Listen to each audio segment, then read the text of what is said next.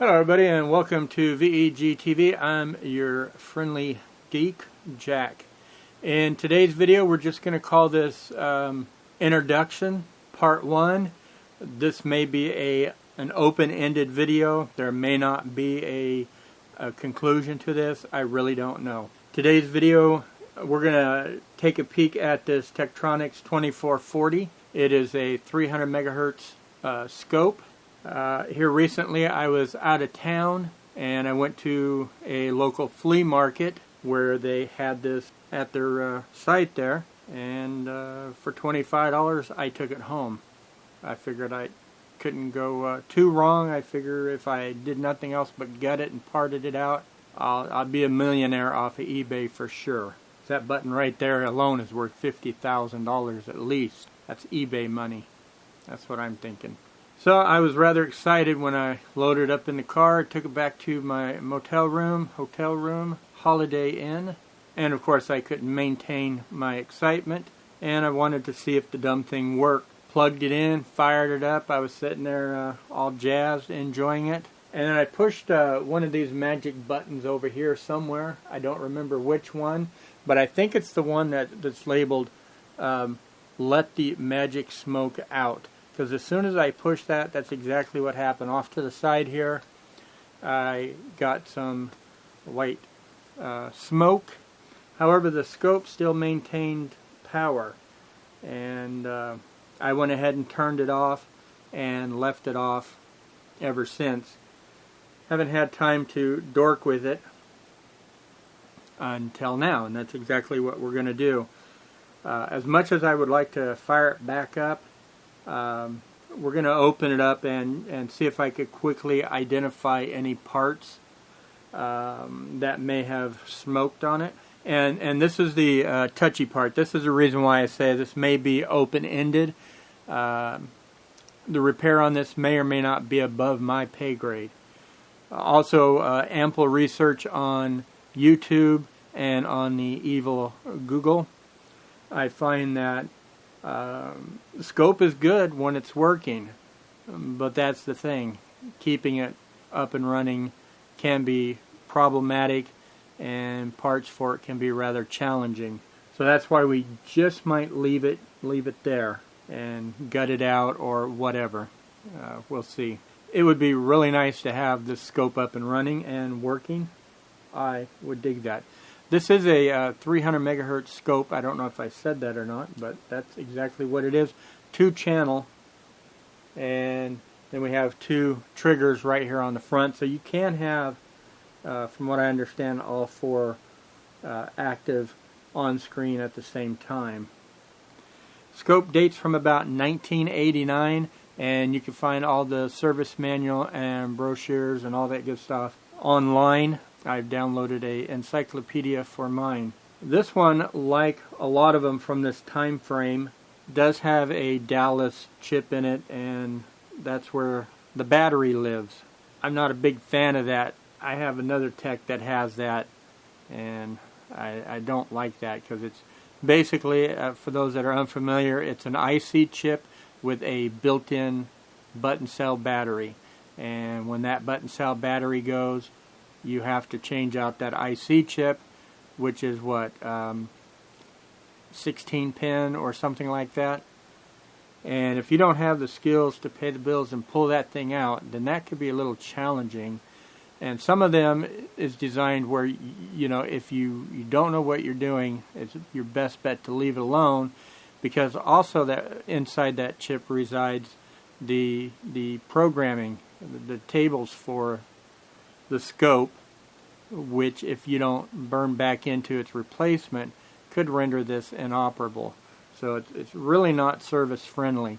I have seen where folks who do have the skills will replace the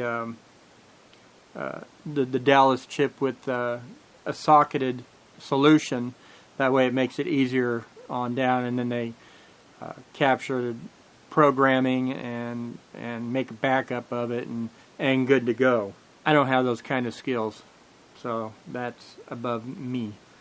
I've also seen other folk who've got in there with the Dremel and cut out where the battery is supposed to be and tacked in a battery holder button cell and went that route as well. I don't know if I want to do that kind of a bodge job. Never say never. So with that all said, let's go ahead and pause the video. Let me open it up. You could use your imagination on me removing some screws from the back, pop in the case, and there you are. So that's where we're going to pick it up next.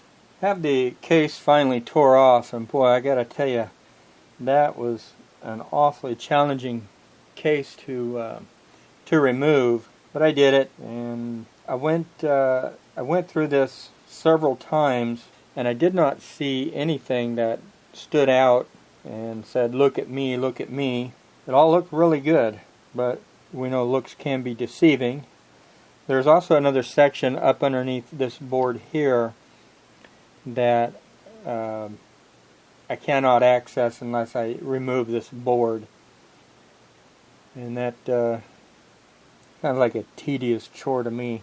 Not in the scope of today's video anyway. I just wanted a quick peek and see if there was anything that jumped out that, you know. Anyway, these are the CCDs. I only know that because I saw somebody replace his, and I guess these go bad. These are a common failure point in this device. One other thing I noticed with this scope, they did not make it very easy, friendly to manhandle and muscle in all the areas you need. Always trying to be careful at where I put my hand placement. I didn't want to break anything. So we're looking at the bottom side here. Boards are marked. I'm just not seeing the marking right off the top of my head. These, I do believe, are the memory in this scope. Date code of 1988. So those of us that have been playing with computers since dawn of time will recognize those. That's exactly what they kind of look like from back in the day. And this here is the side where the CCD, I'm sorry, the CRT is at, and so that's the high voltage section. That's a fan.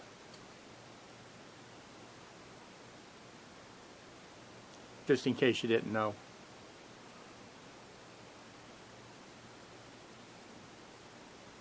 And this is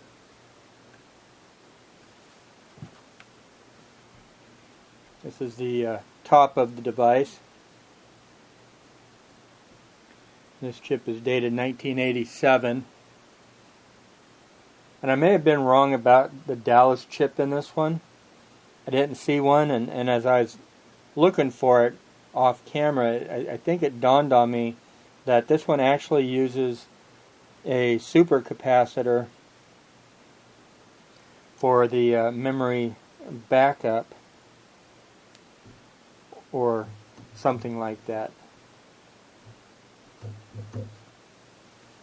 Actually, that might be it right there. But then again, I could be completely wrong. Probably am. And then back over on the side that I didn't show you a moment ago. But that's what a side looks like in case you wanted to know what a side looked like. Anyway, that's about it with this video. Just wanted to bring you in and show you. If you got any thoughts, let me know. What's that? You said turn it on anyway. Let's see where it smokes from. You know, and it very well could have been the fan. Came from a dusty environment, dirty environment. Maybe a chunk of dirt broke free, hit the fan. Anything's very plausible. But okay, since you're wondering, let's take a peek at it. Give me a moment, let me set up. Okay, I've got the scope all set up. I've got it plugged into my isolating transformer. And we're going to go for broke. I'll leave the case off in case it smokes, then I could see. Got the power switch off. There we go.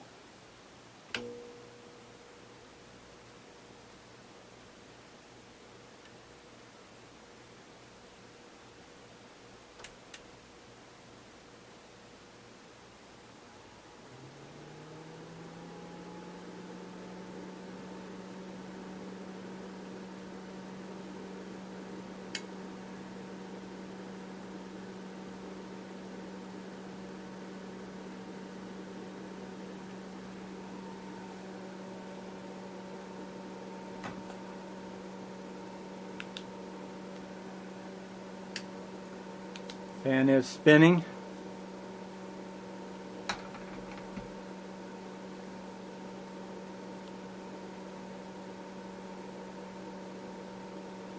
I know the screen is blown out, but that's only on the camera.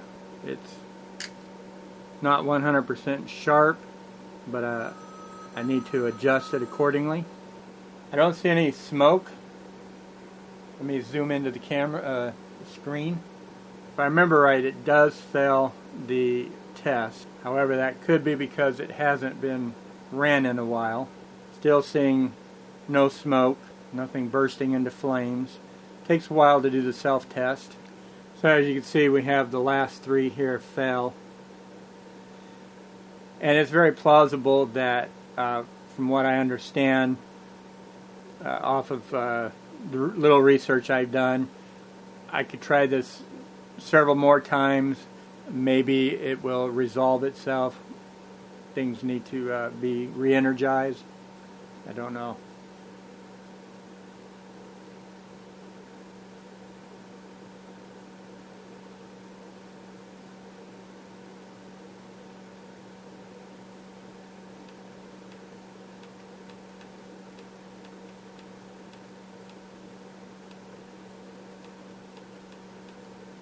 Kind of interesting with those big spikes, huh?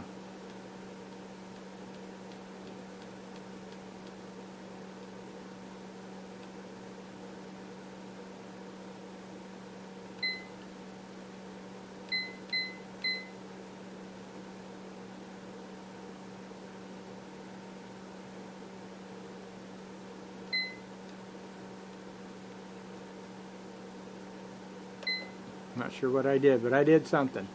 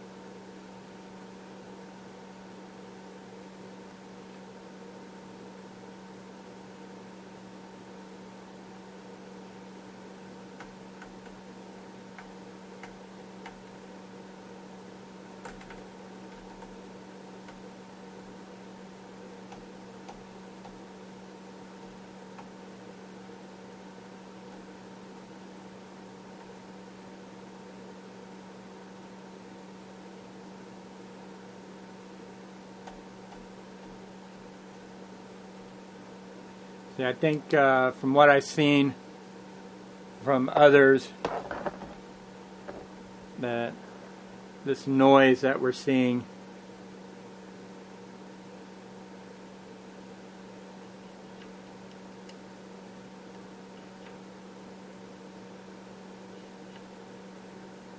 is problematic.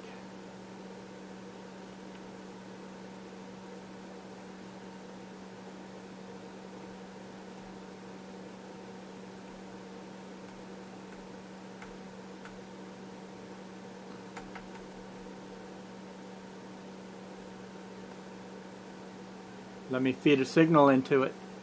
Well, I've gone through, it's going to be about the 5th time or so, 6th time of powering on, powering off, trying to get familiar with the device.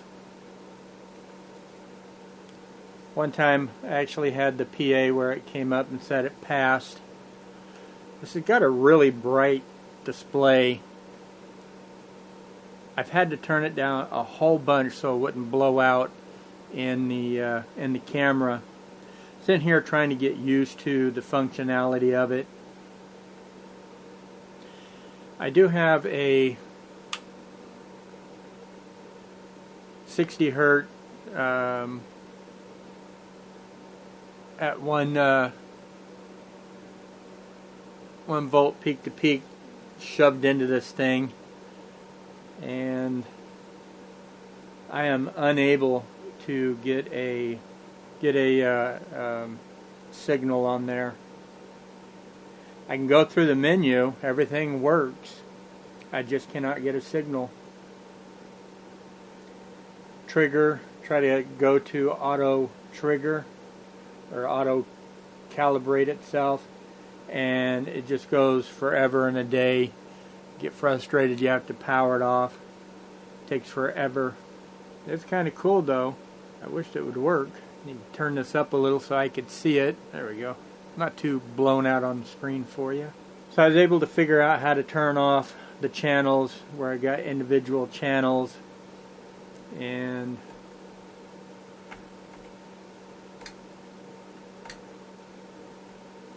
well,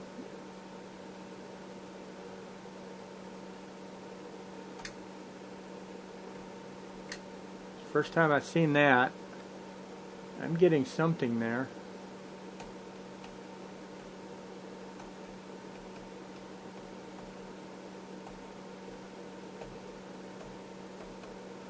However, as you see, I'm unable to change. Really implausible. I still have no idea what I'm doing.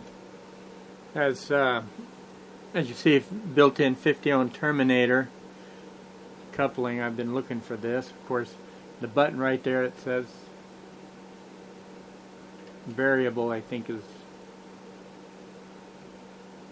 well,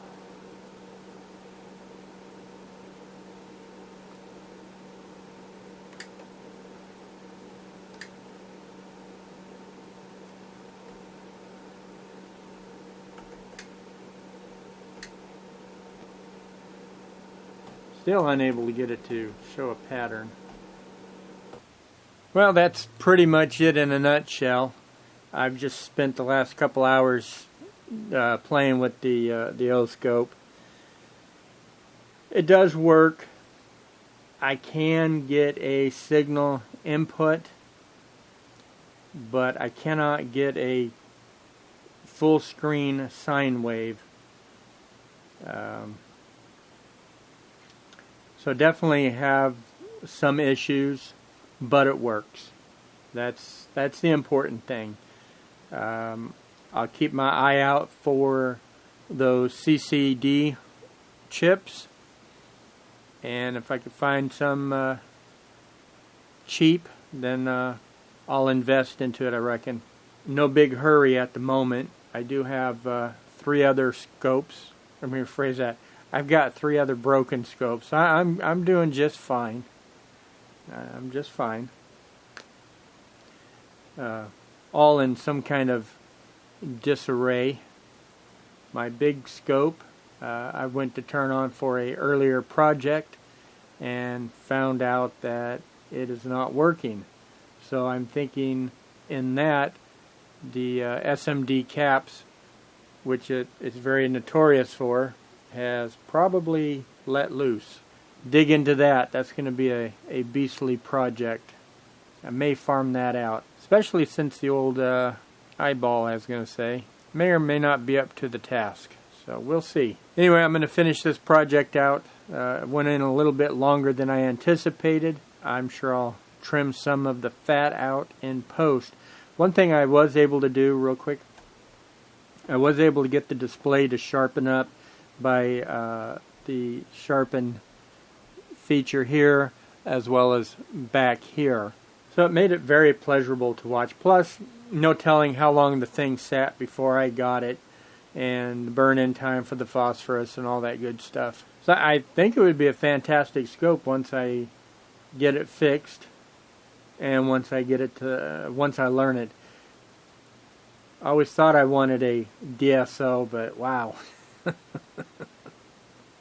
I might be a little too dumb for a DSO. There's a lot of meat on these things, a lot to absorb. And this is not quite as much as that. That one, sham wow. That's a 500 meg scope. Where again, this one's a 300. Anyway, that'll do it for this video. I've rambled on long enough. Thanks for watching. I sure do appreciate it, and we will catch you in the next one. See ya.